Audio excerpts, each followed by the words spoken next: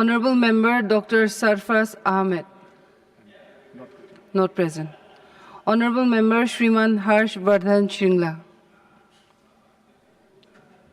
Honorable Madam Vice Chairperson, thank you for giving me this opportunity to present my views on the subject of the motion of thanks to the President's address. उप सभापति महोदय, शुरुआत में मैं India US trade deal के विषय पर कुछ कहना चाहूँगा, जिस पे आज सदन में भी कुछ चर्चा हुई है। हमने शायद सभी ने देखा है कि कल रात माननीय प्रधानमंत्री नरेंद्र मोदी जी और यूएस के राष्ट्रपति डोनाल्ड ट्रंप के बीच ये ट्रेड डील तय हुआ था।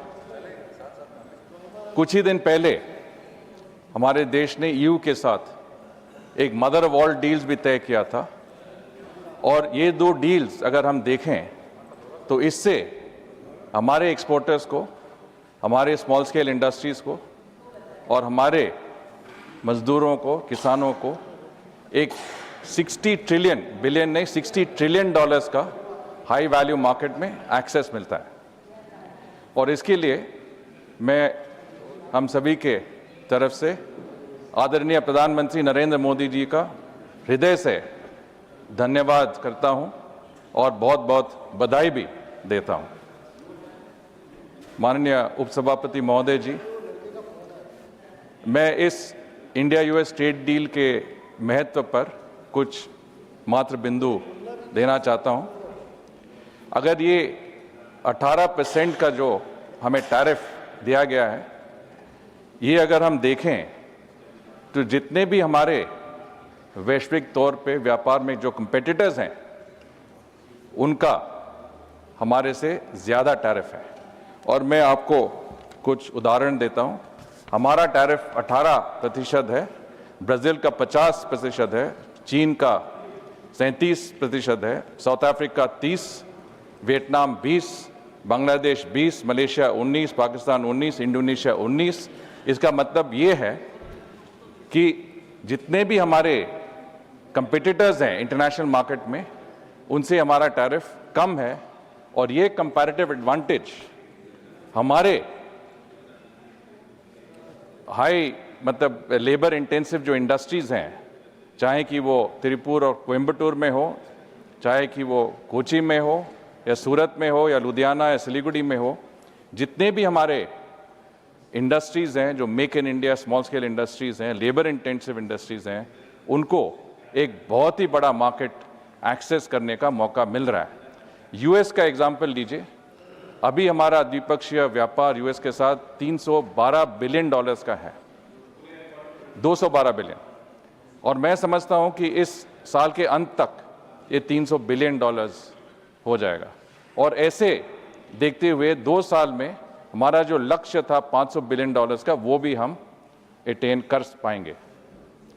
और सेंसेक्स अगर देखें तो सेंसेक्स भी आज 2200 पॉइंट से बढ़ गया है, रुपी का 1.2% से अप्रिशिएट हो गया है। इसका मार्केट है, इसका मतलब है कि हमारे मार्केट्स का भी एक बहुत बड़ा प्रसन्नता है कि ऐसे ट्रेड डील भी हो गया है।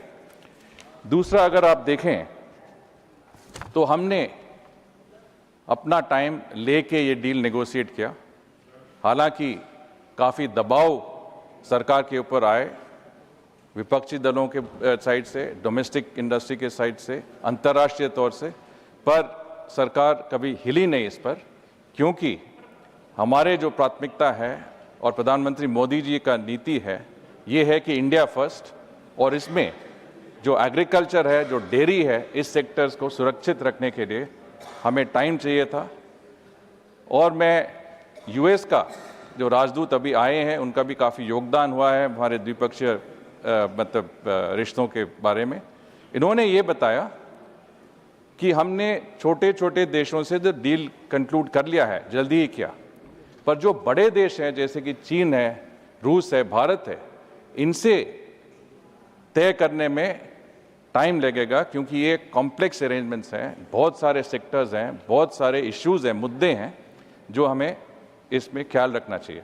तो इसीलिए ये डील काफ़ी समय लगा, पर जब ये डील हुआ तो ये डील हमारे देश के लिए, हमारे हित में बिल्कुल ये नंबर 1 डील रहा है। और अगर आप ईयू डील को मदर ऑफ ऑल डील्स कहेंगे तो ये US deal father of all deals होगा। और ये मतलब हमारे विदेश नीति के, और मैं समझता हूँ हमारे अर्थव्यवस्था के लिए भी एक ऐतिहासिक पल है। और इससे एक और मतलब नतीजा है कि जो फुल गैमट ऑफ रिलेशंस हैं, चाहे कि इन्वेस्टमेंट्स हो, टेक्नोलॉजी हो, हमारे डिफेंस के जो हाई लेवल इंटरैक्शन, मतलब हाई टेक्नोलॉजी इंटरैक्शन जो हैं, को प्रोडक्शन, को डेवलपमेंट, ये भी मतलब खुल जाते हैं, ये भी अवेलेबल होते हैं। और इससे स्पिन ऑफ बेनिफिट्स काफ़ी हमें मिलती है। और हमारे domestic growth, employment, manufacturing, make in India, technology base भी काफ़ी इससे बढ़ जाती है। तो ये जो डील्स के साथ हमने अपने इंडस्ट्री को ग्लोबल वैल्यू चेन से जुड़ाया, हमने हमारे मेक इन इंडिया को एक बिल्कुल बूस्ट दिया, और हमारे स्मॉल स्केल इंडस्ट्रीज, हमारे एक्सपोर्टर्स को बहुत ही मतलब अपॉर्चुनिटीज़ दिए। एक मैं मुद्दा रेस करना चाहता हूँ जो विपक्षी दलों ने पहले जिक्र किया था, ये रशियन ऑयल के बारे में जो मैं कुछ कहना चाहूँगा, क्योंकि हम पिछले 4 साल से कुछ 30 और 40% रशिया से तेल खरीद रहे हैं। और हमने देखा है कि पिछले 3 महीनों से ये कम होते जा रहा है। ये कम होते जा रहा है, ये इस कारण से नहीं कि सरकार ने इसको मना किया है, ये कम होते जा रहा है क्योंकि जो डिफरेंशियल है रशियन तेल और अंतर्राष्ट्रीय लेवल पे तेल जो मिल रहा है वो कम होते होते जा रहा है। और जैसे सैंक्शन बढ़ रहे हैं रशिया पे, तो ये तेल खरीदने में तकलीफ हो रही है। और हमारे कंपनीज, हमारे रिफाइनरीज जहाँ पे बेस्ट मतलब प्राइस सूटेबिलिटी और ऑयल के जो क्वालिटी है वो देखते हुए डिसीजंस देंगे। और आपने देखा कि वेनेजुएला में हम $6 बिलियन के तेल खरीद रहे थे 2020 से पहले। अब अगर ये तेल अवेलेबल है अंतर्राष्ट्रीय मार्केट में तो अच्छा। और सेकंड चीज़ ये है कि हमारे डिपेंडेंसी तेल, इंपोर्टेड तेल पे 80% का है। तो हमें ये स्ट्रेटेजिक लेवल पे थोड़ा बैलेंस भी करना चाहिए ताकि हमारे एक रीजन पे ऊपर ज़्यादा डिपेंडेंसी नहीं हो, चाहे जैसे कि गल्फ है, रशिया है वगैरह। क्योंकि एक रीजन में अगर कुछ कॉन्फ्लिक्ट हो, कुछ सिचुएशंस हो, ब्लॉकेजेस हो, तो हमारे लिए ये सप्लाई चेन बंद हो जाएगा। तो इसीलिए ये भी एक स्ट्रेटेजिक लेवल पे एक निर्णय हुआ था कि थोड़ा सा हम बैलेंस करेंगे हमारे खरीदारी, ताकि अमेरिका से, ब्राज़ील से, गयाना से, यूएसए से और अन्य देशों से तेल की खरीदारी होगी। Madam vice president, about the India-EU agreement, this is less about tariffs and more about strategic convergences, risk diversification, supply chain resilience, shared strategic autonomy, and it offers us a hedge against an unpredictable trade environment. और मैं ये भी कहना चाहता हूँ इसके बारे में कि ब्रिक्स का प्रेसिडेंसी हमने अभी सौंपा है, और ब्रिक्स का जो हमारा जो थीम है बिल्डिंग रेजिलियंस एंड सस्टेनेबिलिटी, इस पे काफ़ी मतलब ग्रीन हाइड्रोजन, रिन्यूएबल एनर्जी और क्लाइमेट रेजिलियंस पे दबाव है। और हमारे डिजिटल पब्लिक इंफ्रास्ट्रक्चर इनोवेशन पे भी काफ़ी मतलब हमने प्राथमिकता दिया है, जिससे हमारे जो एग्जाम्पल है, हमारे जो उदाहरण है डिजिटल पब्लिक गुड्स के बारे में, ये दूसरे देशों के साथ हम कोऑपरेशन कैसे बढ़ाएंगे, इमर्जिंग टेक स्टैंडर्ड्स कैसे हम दूसरों को भी मतलब ये फॉलो दिखा सकते हैं। और हमारे यही इरादा है कि एक interoperable digital payment systems linking national currencies ये मतलब दूसरे ग्लोबल साउथ देशों के साथ बनाया जाए। और madam vice chairman, allow me to turn to the India AI summit, impact summit 2026 which will be held for the first time. ये पहली बार ये impact summit, AI summit global south के किसी देश में हो रहा है, भारत में हो रहा है। और ये मतलब 2 हफ्ते में ये समिट होगी दिल्ली में। Global discussions AI governance, innovation और एथिक्स पे होगा, और इसमें इंडिया को एक rule maker not a rule taker in emerging tech domains ये हमें बनाएगी। और ये हम देखते हैं कि in conclusion madam chairman, let me say that India in 2026 is not a country hiding behind walls, but a country building bridges between east and west, north and south, present and future. We are blending. All these moves are interconnected. They signal the arrival of India as a confident global player, one that speaks with its own voice.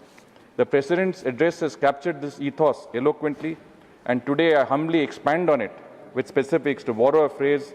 India is better equipped than most to withstand the turbulence of a managed disorder world, and not just to withstand but to lead and shape it. I urge our friends in the opposition to also see the larger picture.